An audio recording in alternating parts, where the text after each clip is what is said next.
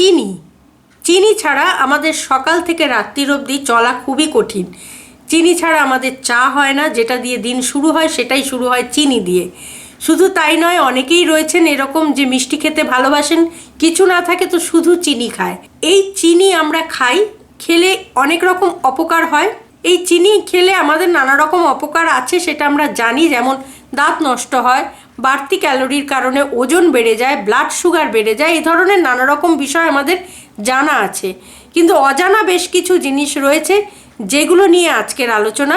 চিনি খেলে আমাদের শরীরে কি কি ক্ষতি হয় বলবো, কিন্তু তার আগে বলি নমস্কার, আপনার একান্ত প্রিয় পরিবার কলকাতা ক্যানভাসে আপনাকে স্বাগত জানাই।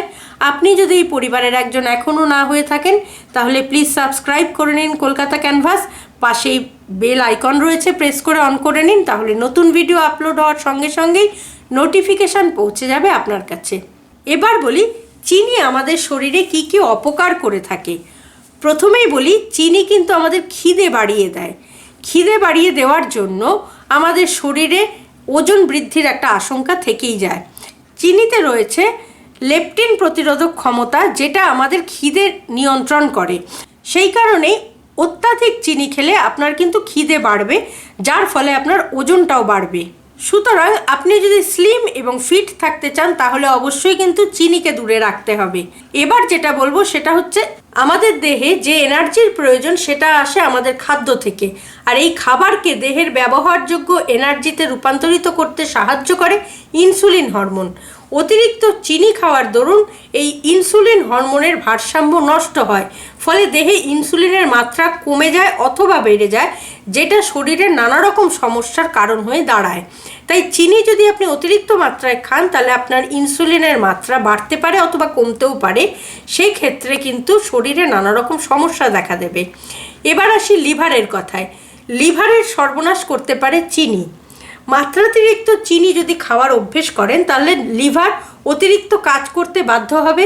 সেই কারণে অতিরিক্ত কাজের ফলে লিভার ফাংশনের জটিলতা তৈরি হবে, এতে লিভারের কার্যক্ষমতা নষ্ট হতে পারে।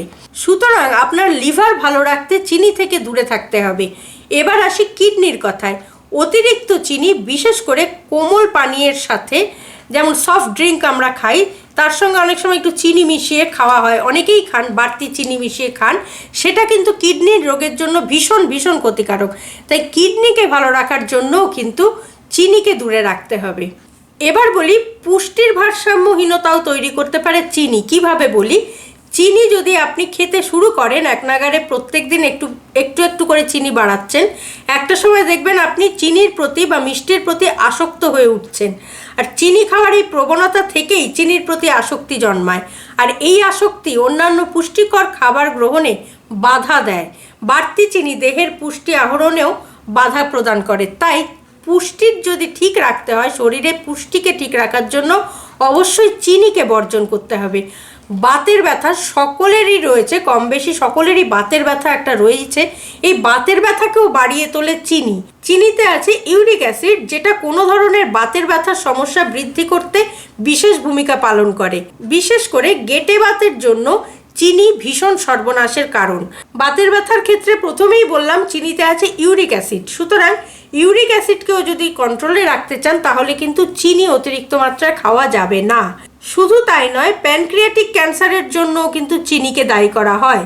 অতিরিক্ত মাত্রায় যদি চিনি খান তার ফলে প্যানক্রিয়াটিক ক্যান্সার হওয়ার সম্ভাবনা অনেকটাই বেড়ে যায়। সুতরাং আজকের ভিডিওটা থেকে জানা গেল চিনি আমাদের জন্য কতটা অপকারী। তাই নিজেকে যদি সুস্থ রাখতে চান তাহলে অবশ্যই চিনিকে না বলুন। চিনি আপনার অসুস্থতার কিন্তু মেইন কারণ। তাই চিনির বদলে মধু খান বা অন্য যে কোনো কিছু খান, কিন্তু চিনি নয়। চাঁদ খান মধু দিয়ে, জল শরবত খান মধু দিয়ে, আর যদি সফট ড্রিঙ্ক খেতেই হয় এক্সট্রা চিনি একদমই নেবেন না। এইভাবে মেনটেন করলে আপনি সুস্থ থাকতে পারবেন। আজকের ভিডিওটা যদি ভালো লাগে লাইক করুন, শেয়ার করুন, কমেন্ট বক্সে কমেন্ট দিন। আপনি যদি এই পরিবারের একজন এখনও না হয়ে থাকেন তাহলে এই ধরনের নানা রকম তথ্য জানবার জন্য সাবস্ক্রাইব করুন কলকাতা ক্যানভাসকে। পাশেই বেল আইকন রয়েছে, প্রেস করে অন করে নিন, তাহলে নতুন ভিডিও আপলোড হওয়ার সঙ্গে সঙ্গেই নোটিফিকেশান পৌঁছে যাবে আপনার কাছে। ভালো থাকুন, সুস্থ থাকুন। নিজেকে সম্পূর্ণ সুস্থ রাখার জন্য অবশ্যই জীবন থেকে চিনিকে বাদ দিন, আর জীবনের সঙ্গে রাখুন কলকাতা ক্যানভাসকে। নমস্কার।